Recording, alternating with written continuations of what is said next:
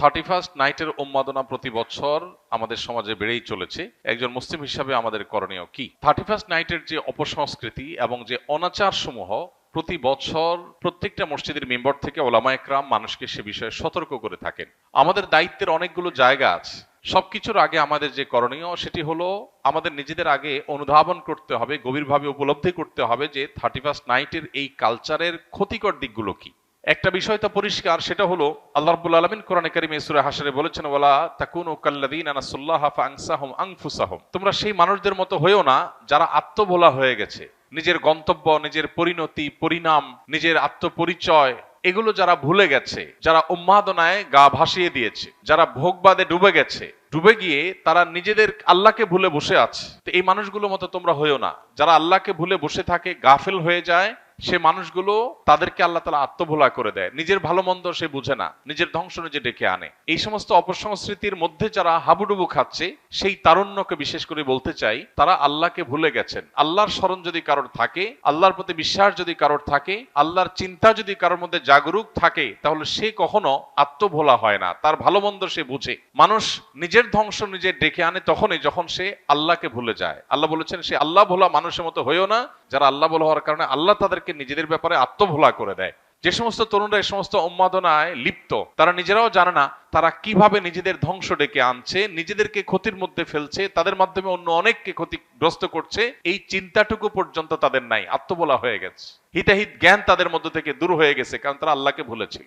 তো এই বিষয়টি আমাদের অন্তরে গেঁথে যাওয়া উচিত যে আমরা আল্লাহকে যদি সবসময় স্মরণে রাখি, তাহলে কোনো মানুষ, কোনো পাখি, কোনো অসুস্থ মানুষ, কোনো ঘুমন্ত মানুষ আমার দ্বারা কষ্ট পেতে পারে না। দ্বিতীয়ত, 31st নাইটের এই কালচার এটি এসেছে মূলত অগ্নিপূজকদের থেকে। অগ্নিপূজক বা প্রকৃতি পূজারী যারা ছিল, সেই পেগানদের মধ্যে একটা ধারণা ছিল বছরের প্রথম দিনের প্রথম মুহূর্তকে আনন্দ, উৎসব, হই হুল্লোড়, ভালো মন্দ খেয়ে কাটালে সারা বছর ভালো থাকা যায়। এই বিশ্বাসটা কি কোনো বৈজ্ঞানিক বিশ্বাস, বিজ্ঞান ভিত্তিক বিশ্বাস? এটা নিছকই কুসংস্কারাচ্ছন্ন বিশ্বাস। বছরের প্রথম দিন, প্রথম ক্ষণ ভালো খেলে, যদি ভালো কিছু ভোগ উপভোগের মধ্যে থাকলে যদি সারা বছর ভালো থাকা যায়, তাহলে প্রতিদিন সকালবেলা মানুষ ভালো খাইলে সারাদিন ভালো থাকবে। ব্যাপারটা কি সেরকম ঘটে? প্রিয় ভাইরা আমার, আমরা যারা নিজেদেরকে মুসলমান হিসেবে দাবি করি, আমাদের জন্য তো এই কালচারে গা ডুবাবার কোনো সুযোগই নেই। যে সমস্ত মানুষরা নিজেদেরকে তথাকথিত বিজ্ঞান মনস্ক বলে, তারা কোন যুক্তিতে, কোন চিন্তায় বছরের প্রথম মুহূর্তকে আনন্দ করে হই হুল্লোড় করে কাটায়? কি কারণে? কোন যৌক্তিক কারণ ছাড়া কেউ যদি হাসে, যৌক্তিক কোনো কারণ ছাড়া যদি কেউ কাঁদে, তাহলে তাকে আমরা বলি পাগল বা অসুস্থ, বিকৃত মস্তিষ্ক। হঠাৎ করে বছরের 365 রাতের মধ্যে একটি রাতে এসে 12টা 1 মিনিট আপনি আনন্দ করছেন, হই হুল্লোড় করছেন, আতশবাজি করছেন, পটকা ফুটাচ্ছেন, 12টা 1 মিনিট হওয়ার সাথে সাথে লাফালাফি শুরু করছেন। কারণটা কি? কি এমন হয়েছে যে আপনি লাফালাফি করছেন? অথচ তেমন কিছু হয়নি। হ্যাঁ, একটা নতুন বছর শুরু হয়েছে। এই বছরটা খ্রিস্টীয় বর্ষ, খ্রিস্টানদের ধর্ম সংশ্লিষ্ট একটা বছর শুরু হয়েছে। তো তাতে আপনার এত খুশি হওয়ার কি আছে? যদি বলেন যে নতুন বছর হলে আনন্দ উল্লাস করতে হয়, তো নতুন বছর তো আরো আছে, এটাতেই কেন শুধু আনন্দ উল্লাস করেন? তাছাড়া যার আগমন আপনার আনন্দের কারণ হয়, তার বিদায় তো বেদনার কারণ হওয়ার কথা। যে মুহূর্তকে ওয়েলকাম করে আপনি আনন্দিত হচ্ছেন, উল্লাস করছেন, সেটি নতুন একটি বছরের একটি মুহূর্ত। সেটা যদি আপনার আনন্দের কারণ হয়, তাহলে তার এক মুহূর্ত আগেই তো আরেকটি বছরের বিদায় ঘটেছে, তখন তো আপনি কাঁদেননি। যে আসলে আপনি খুশি হয়ে যাচ্ছেন, তার বিদায় তো আপনার ব্যথিত হওয়ার কথা, কিন্তু সেটা তো হচ্ছেন না। তাহলে বোঝা গেল এটা একটা অযৌক্তিক উৎসব, যে উৎসবের পেছনে কোনো লজিক্যাল গ্রাউন্ড নাই, কোনো যৌক্তিকতা নাই, হাসির কোনো কারণ নাই। এই উন্মাদনা, এটা কুসংস্কারাচ্ছন্ন বিশ্বাস থেকে আসছে।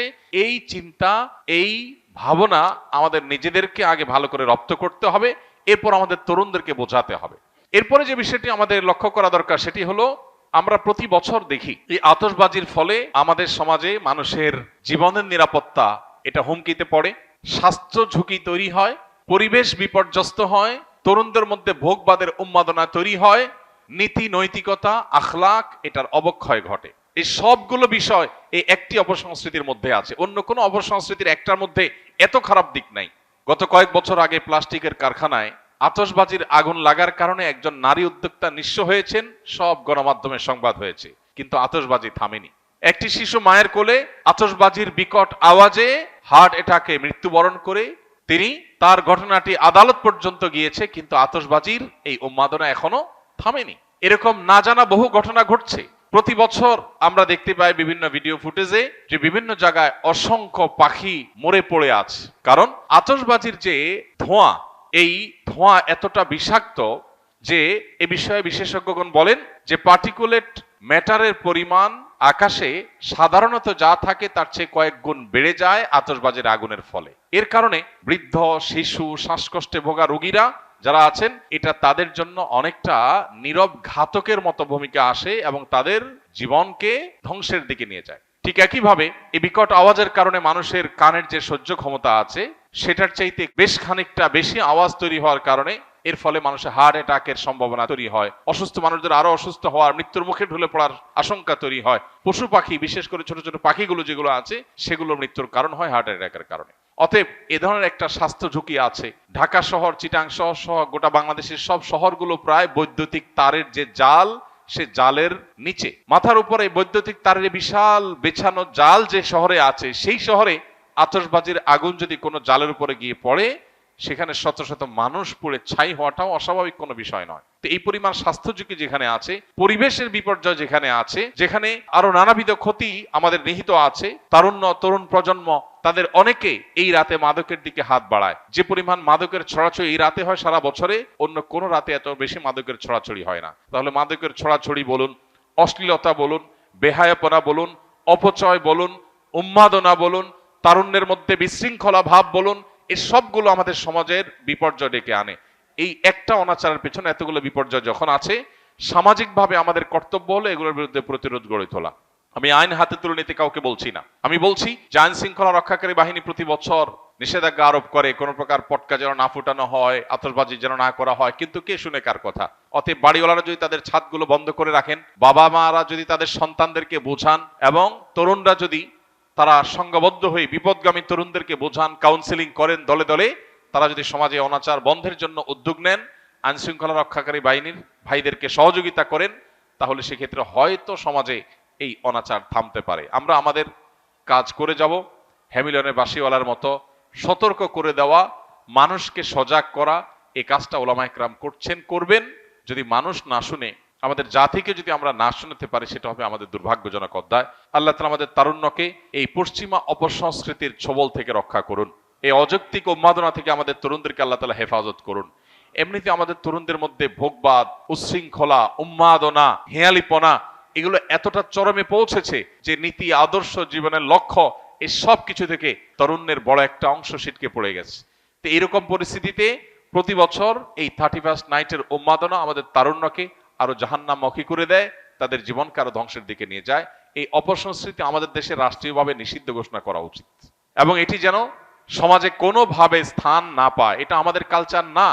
এই কৃষ্টির সাথে এই মাটির মানুষের, এই দেশের মানুষের ধর্মের কোনো কিছুর কোনো সম্পর্ক নেই। সেখানে এটাকে আমদানি করে প্রতি বছর যে পরিমাণ টাকা আমাদের তরুণদের একটা অংশ আকাশে ওড়ান, বরং যে পরিমাণ টাকা আতশবাজির নামে আগুনে পোড়ান, তার সিকিভাগ খরচ করলেও বহু শীতার্ত মানুষের, কনকনে শীতে কাঁপা মানুষের শীত নিবারণ করা সম্ভব হয়ে যেত।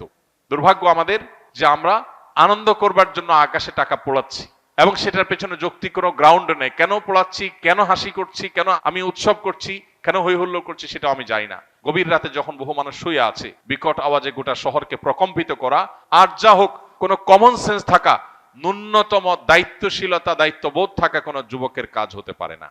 আল্লাহ তাআলা আমাদের তারুণ্যকে বোঝার তৌফিক দান করুন। একজন মুসলমান যুবকের আনন্দিত হওয়ার বহু কারণ আছে। আপনি 31st নাইটের এই উন্মাদনার জন্য যে টাকা ব্যয় করে আনন্দিত হচ্ছেন, আমি জানি আপনি কিছু আনন্দ হয়তো পাচ্ছেন, কিন্তু আপনার এই বাজেট, এই সময়, এই শ্রম ব্যয় করে কিছু বন্ধুরা মিলে যদি পথের ধারে শুয়ে থাকা শীতার্ত মানুষদের কিছু গরম খাবার, গরম কাপড়, পোশাক যদি তাদেরকে উপহার দেন, তাহলে আপনার মধ্যে ওই আতশবাজির চাইতে অনেক বেশি আনন্দ বয়ে যাবে, আপনি অনেক বেশি মানসিক সুখ পাবেন। আল্লাহ আমাদেরকে বোঝার তৌফিক দান করুন। এই অপসংস্কৃতির ছোবল থেকে আমাদের সমাজকে আল্লাহ তাআলা রক্ষা করুন।